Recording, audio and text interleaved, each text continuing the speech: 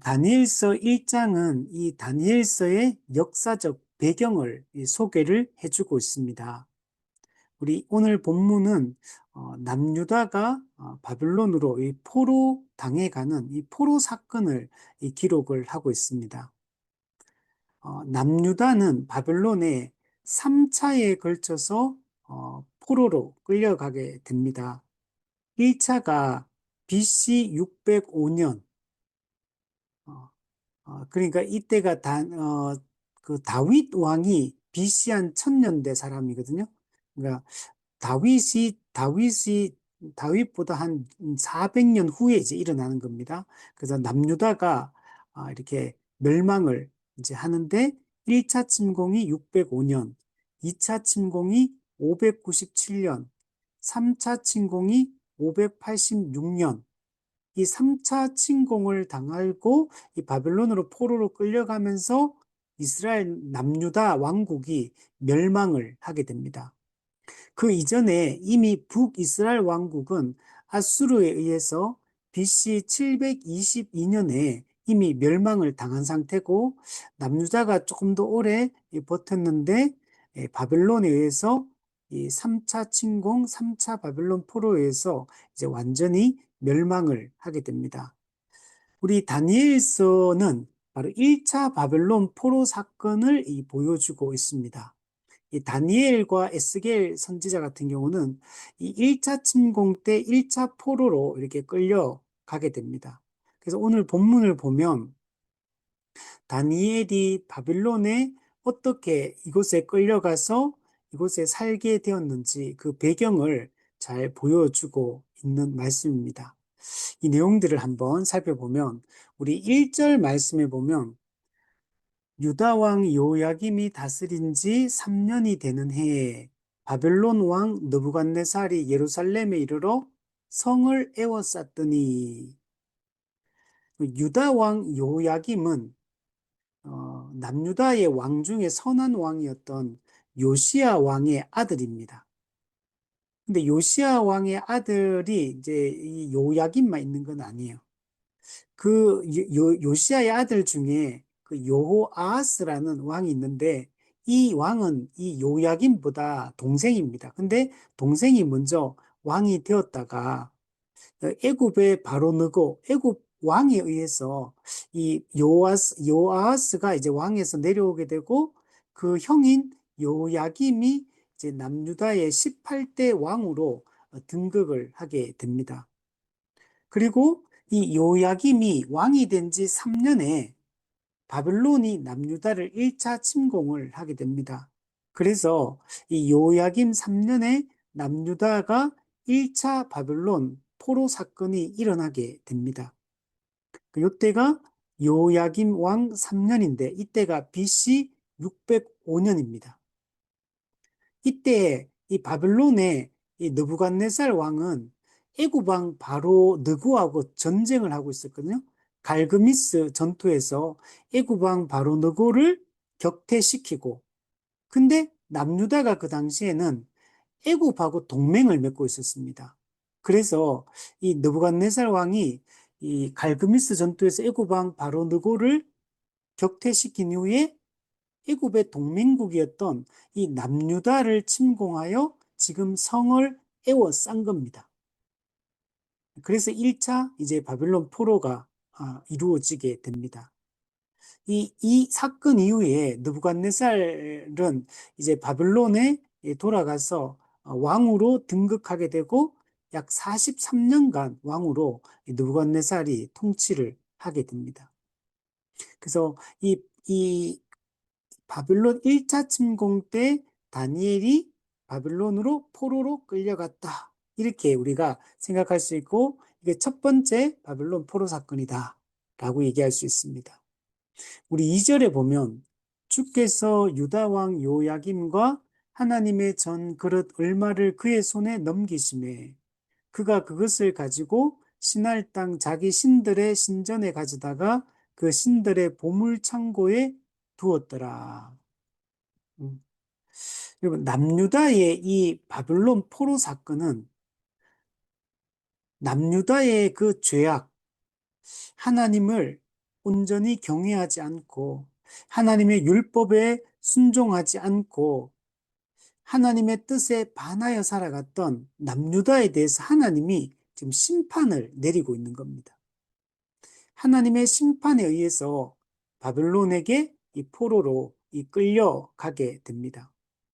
그래서 오늘 본문에 보면 유다 왕 요야김 그리고 하나님의 전, 즉 성전의 그릇 얼마, 즉 성전 기물이 느부갓네살 왕 손에 넘겨지게 되는데 이걸 누가 넘겨주시냐면 주께서 넘기심에라고 얘기하고 있습니다. 그러니까 이 바벨론에 이 포로 당하는 이 사건은 하나님에 의하여 남유다의 그 죄악에 대해서 하나님이 지금 심판하고 있는 것이다 라고 얘기를 할 수 있는 겁니다.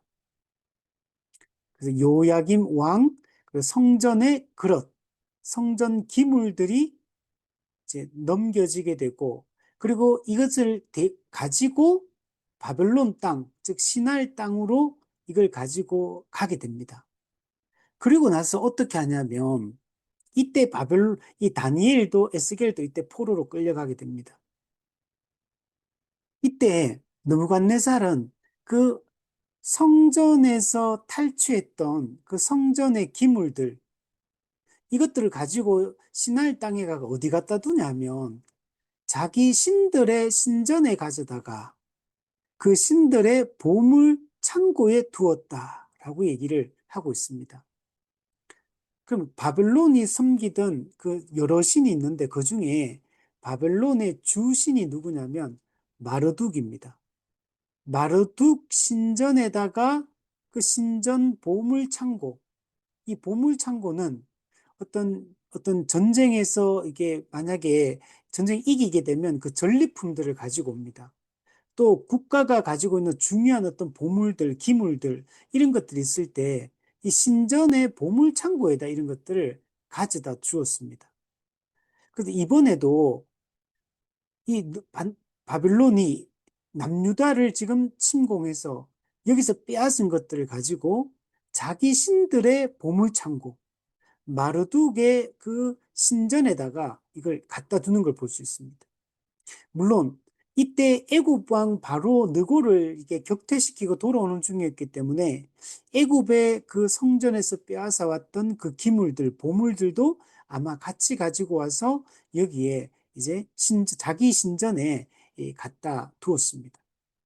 그런데 이게 중요한 게 어떤 게 중요하냐면 지금 고대 국가에서는 국가와 국가가 전쟁을 하면 그게 단순히 국가와 국가 간의 전쟁이라고 생각했던 게 아니고 우리가 섬기는 신과 그 적국이 섬기는 신과 그 신들의 전쟁이라고 생각했습니다.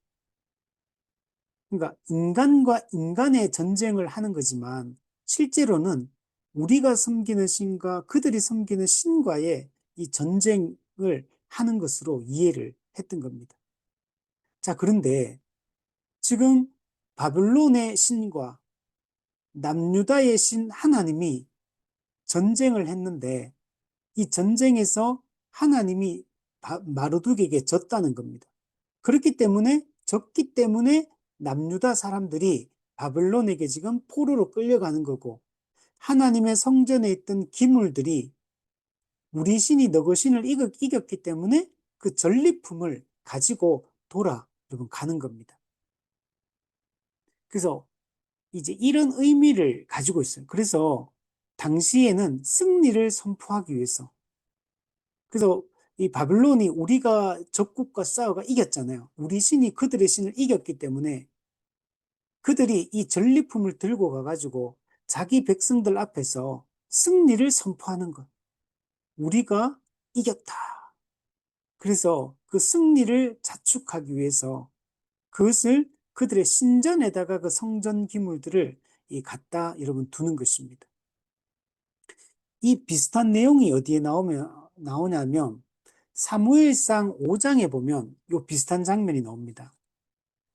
거기 보면 이스라엘이 블레셋하고 싸우게 되는데, 그때 블레셋이 하나님의 궤, 이 법궤, 언약궤, 이것을 빼앗아 갑니다.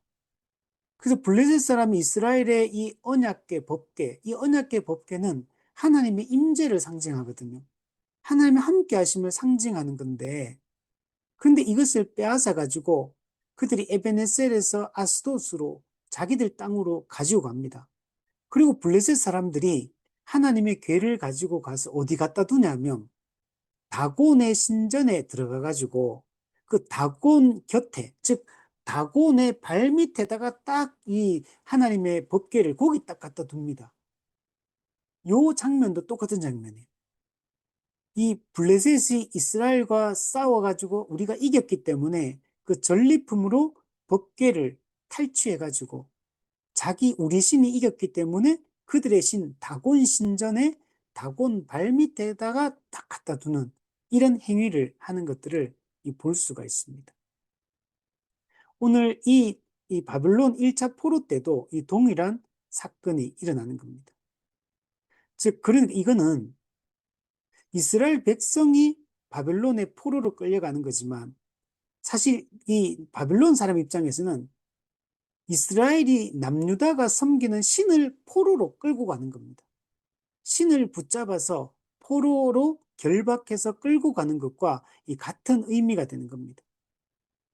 그러니까 마르둑이 히브리인의 하나님 여호와를 이겼다.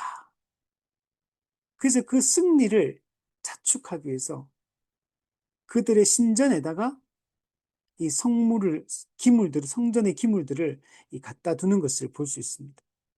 그런데 겉으로 볼 때는 이렇게 된 것 같잖아요. 왜냐하면 이스라엘이 블레셋에게 졌고 지금 남유다가 바벨론에게 지금 포위당해가 이제 졌기 때문에 그들이 포로로 끌려가는 거잖아요. 그 겉으로 보면 그들의 신이 우리의 신을 이긴 것처럼 보입니다. 근데 사무엘상 5장에도 보면 하나님의 궤를 다곤 신전의 발밑에다 딱 갖다 놨는데 그 다음날 가보니까 다곤 신의 목이 부러져 있어. 겉으로 보기에는 하나님이 졌는 줄 알았는데 하나님이 진 게 아니었던 겁니다. 마찬가지로 이 바벨론 포로 때 성전의 기물들을 그 마르둑의 신전에 갖다 둔다 하더라도 그것이 하나님이 진 것이 아니라는 겁니다. 하나님의 그 심판에 의해서 이스라엘 백성들은 지금 심판을 받고 있는 겁니다. 하나님의 뜻 가운데 이들이 70년 포로 생활을 이렇게 하게 되는 겁니다. 이 모든 것은 하나님의 계획 속에서 이루어지는 일이라는 것들을 우리가 기억해야 됩니다.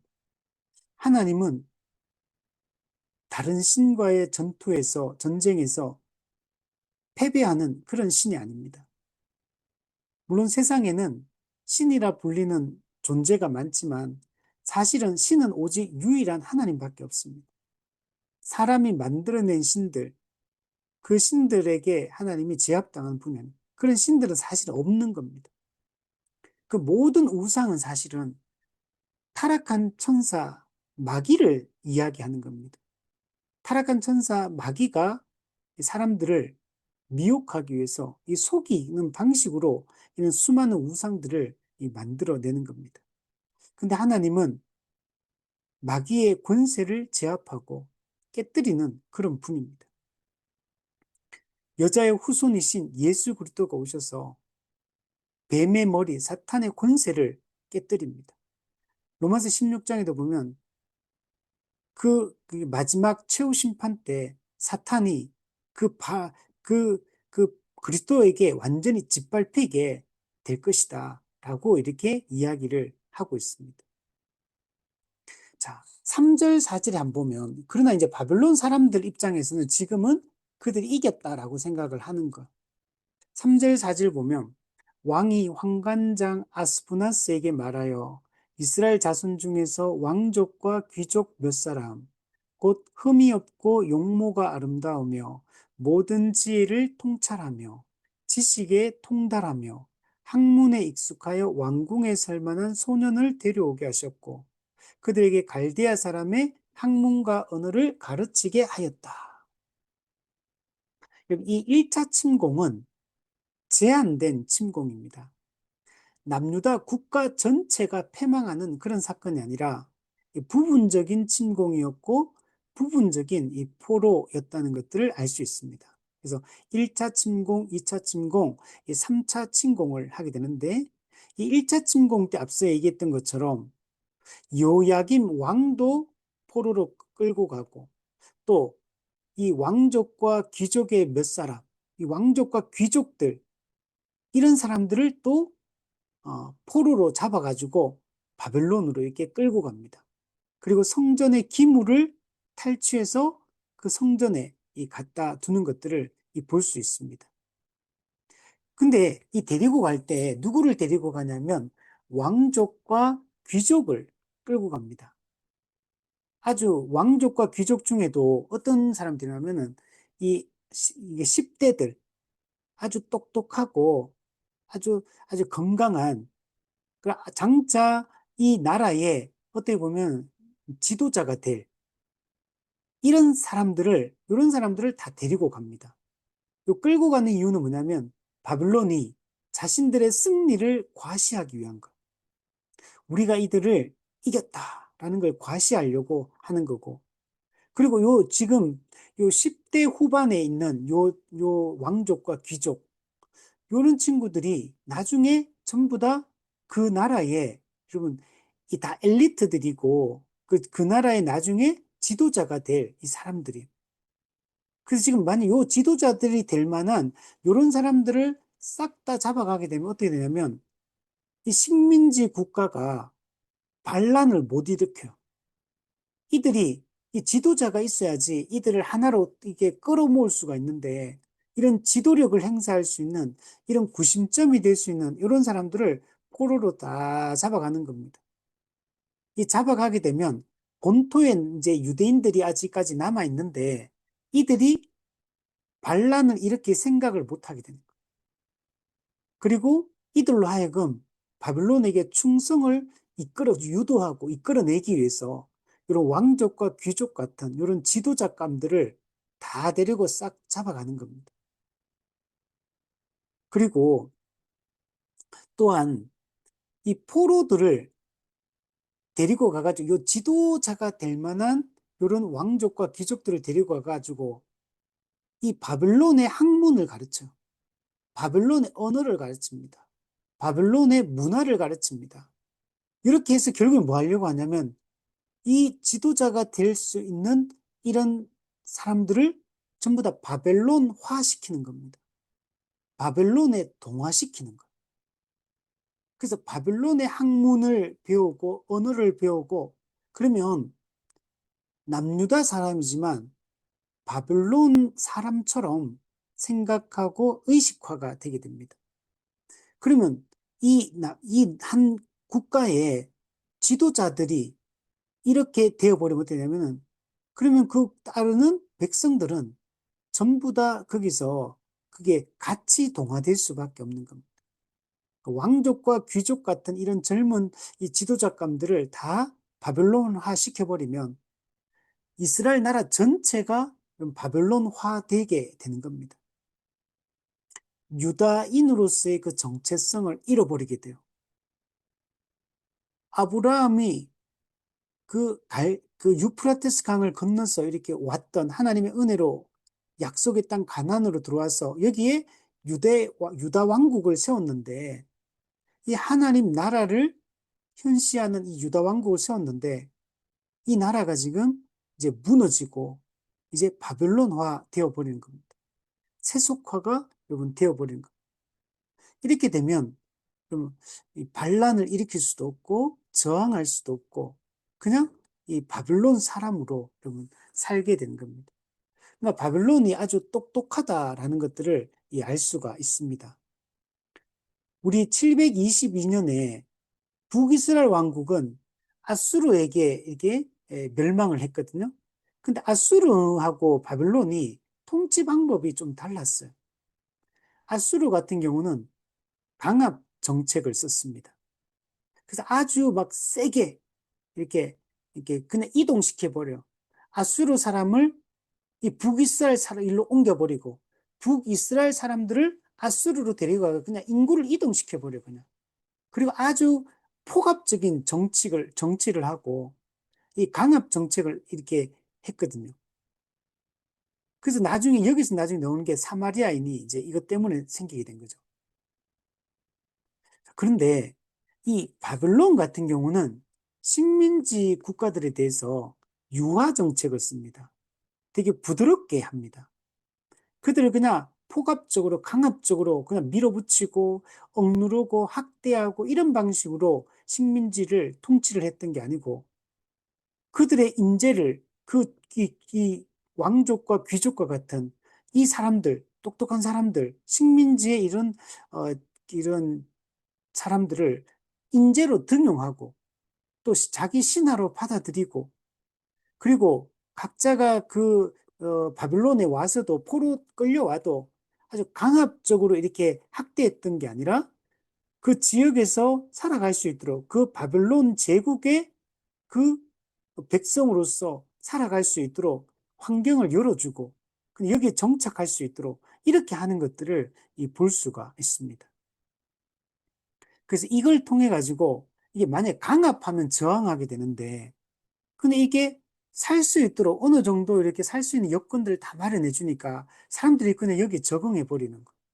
그냥 여기에 더 이상 저항하려고 하는 의식이 없어져 버려요. 그냥 바벨론의 문화를, 바벨론의 풍속을 그냥 자연스럽게 그냥 물들어 버리고 받아들이게 이러면 되는 겁니다. 그럼 또 느부갓네살이 보면 이 환관장 아스푸나스에게 이렇게 지시를 내립니다. 환관장은 이 시종들의 책임자라고 할 수 있습니다. 그래서 이스라엘 자손 중에서 왕족과 귀족의 몇 사람, 곧 어떤 사람이냐면 흠이 없고 용모가 아름답고 모든 지혜를 통찰하고 지식에 통달하고 학문에 익숙하고 그래서 왕궁에 설 만한 소년을 데려오게 하셨다. 그래서 그들에게 갈대아 사람의 학문과 언어를 가르치게 하였다. 얼마나 느부갓네살이 똑똑한지 몰라요. 그 각 나라의 왕족과 귀족 중에 흠이 없는 자. 그러니까 왕족이라고 귀족을 다 데리고 온 것도 아니에요. 그 중에서도 흠이 없고 용모가 아름답고 지혜와 지식을 가지고 있고 학문에 익숙하고 그지 요런 사람 아주 엘리트들 아주 똑똑한 사람들 요런 사람들을 딱 등용해 가지고 자기 사람으로 만들어 가는 겁니다. 그리고 그 유다인으로서의 그 정체성을 말살시키려고 하는 것. 그게 애굽인으로서의 그 정체성을, 그 바벨론인으로서의 그 정체성을 주입을 여러분 시키고 있는 겁니다. 이런 사람들이 이 좋은 인재를 딱 등용해가지고 잘해주고 하면은 이 사람들이 어떤 반발할 일이 없잖아요. 식민지가, 그 반발하고 저항하고 이런 것들이 할 필요가 없어지게 되는 겁니다. 그래서 육체적으로 도덕적으로 흠이 없는 자들 이런 사람들 사모아가 바벨론 왕립학교에서 최고의 교육을 받게 하는 거예요. 바벨론의 그 자제들, 바벨론의 그 똑똑한 엘리트들 그들과 똑같은 조건에서 똑같은 최고의 왕립 교육을 받도록 이렇게 하는 것들을 볼 수 있습니다. 이런 바벨론의 학문을 배우고 바벨론의 언어를 배우고 바벨론 문화를 배우게 되면 유다인으로서의 그 정체성을 잃어버리게 됩니다. 우리 과거의 일제시대 때 보면 우리나라 일본이 어떻게 했냐면 일본어를 사용하도록 했죠. 그러니까 일본어를 사용해 언어가 바뀌면 그 민족의 정체성을 잃어버리게 됩니다. 일본이 당시에 그 민족의 어떤 정기를 끊는다고 막 산에다 말뚝도 막 박고 그런 거 했잖아요. 그러니까 이런 것을 통해 가지고 그냥 우리가 이게 그 그 지배층의 그 문화에 그냥 젖어들게 만들고 그 지배층의 그 종족에 그냥 녹아 들어버리게 만드는 거죠. 그래서 일제시대 때 우리를 황국 신민화 한다 그래가지고 이 조선인들을 전부 다 일본의 신민으로 만들겠다. 이런 정책들을 이렇게 썼던 거죠. 이때도 마찬가지. 그래서 이 엘리트들, 이 지도자감들을 바빌론화 시킴으로 남유다 전체를 지금 바빌론화 시키려고 하는 것들을 볼 수 있습니다. 지금 이 유다인들 어떤 사람이냐면 하나님을 섬기는 사람들이에요. 하나님의 백성입니다.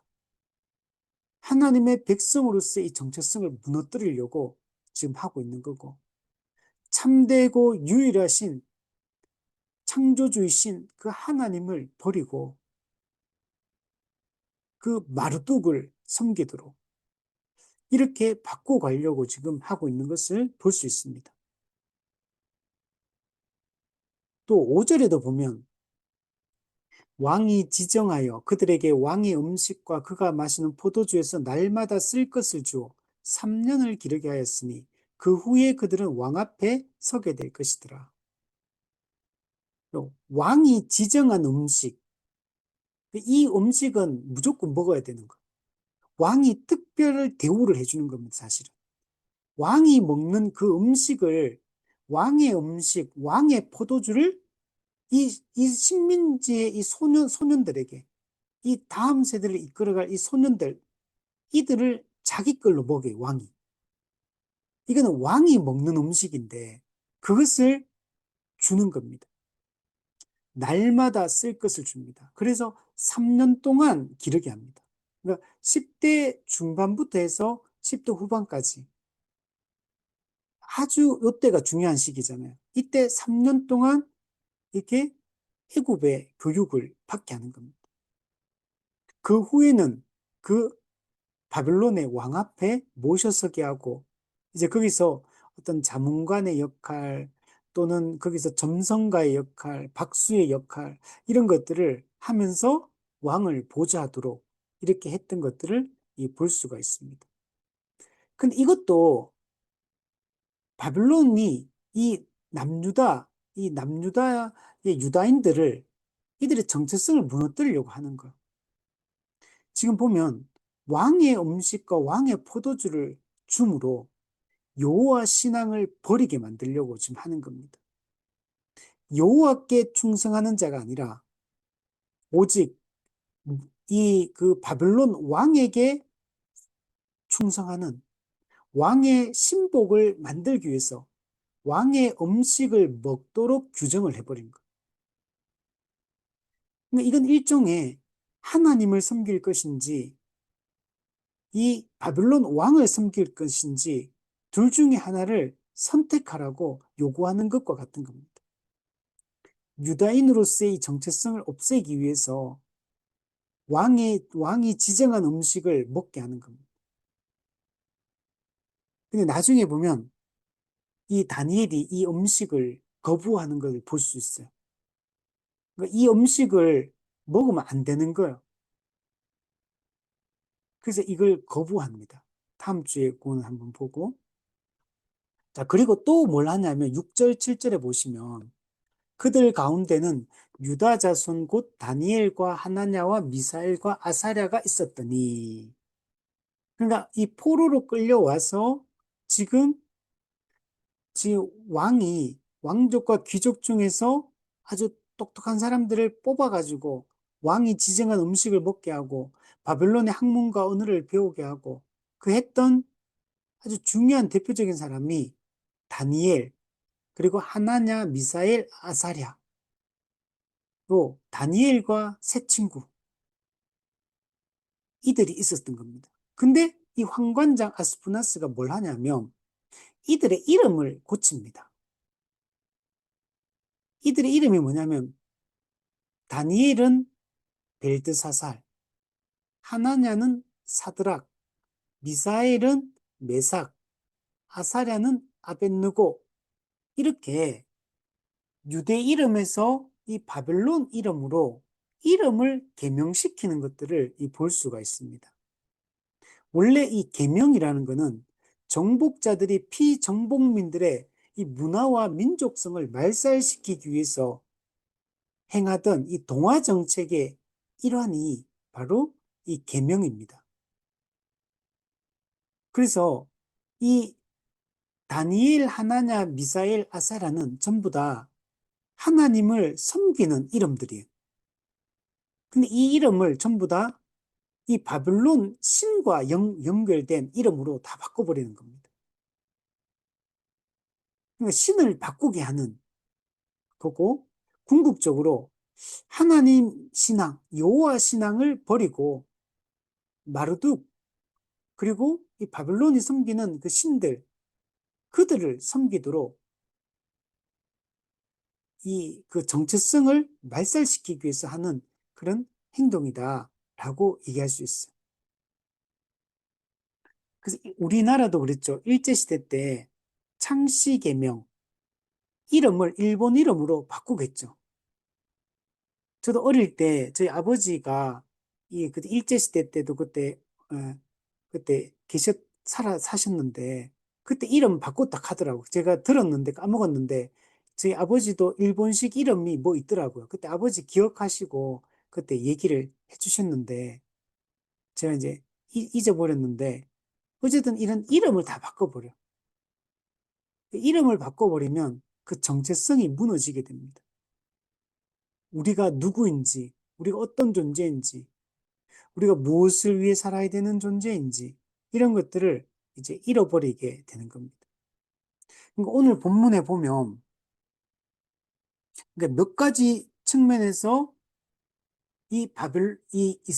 그 여호와 신앙을 버리고, 하나님의 백성으로서의 이 신분은, 이 정체성을 버리고, 바벨론화시키고, 바벨론의 신을 섬기고, 이 하나님을 섬기는 문화가 아닌 우상 숭배의 그 문화에 젖어들게 만들고 이렇게 하기 위해서 여러 가지 일들을 하는 것들을 볼 수 있습니다. 애굽 그 바벨론의 학문과 언어를 배우게 하고 왕이 지정한 음식을 통해서 또 그 민족성을 말살시키려고 하고 또 이름을 바꾸어서 또 정체성을 혼란케 하려고 하는 것들을 볼 수 있습니다. 이게 마귀가 하는 일입니다. 마귀는 끊임없이 하나님의 백성으로서의 우리의 신분과 우리의 정체성을 무너뜨리고 정말 우리로 하여금 이 세상에 속한 자처럼 마귀에게 속한 자처럼 이렇게 살도록 유도하고 우리를 배교하게 만들고 우리를 넘어지게 이렇게 만들려고 합니다. 근데 우리는 이 모든 것을 이제 거부하고 오직 여호와 하나님만 우리 섬기겠다고 결단하고 하나님의 말씀에 순종하며 하나님을 왕으로 모시고 그분의 백성으로서의 우리의 신앙의 정체성을 지키며 우리가 살아가는 것이 매우 중요합니다. 어떤 이런 마귀의 유혹과 미혹이 있다 하더라도 우리는 거기에 넘어가지 말고 하나님의 백성으로서의 우리의 정체성을 잘 지키며 우리 살아가고 그래서 정말 우리가 정말 믿는 자, 우리가 구원받은 이 성도로서 우리가 합당한 삶들을 이 땅에서 우리가 잘 살아갔으면 우리 좋겠습니다.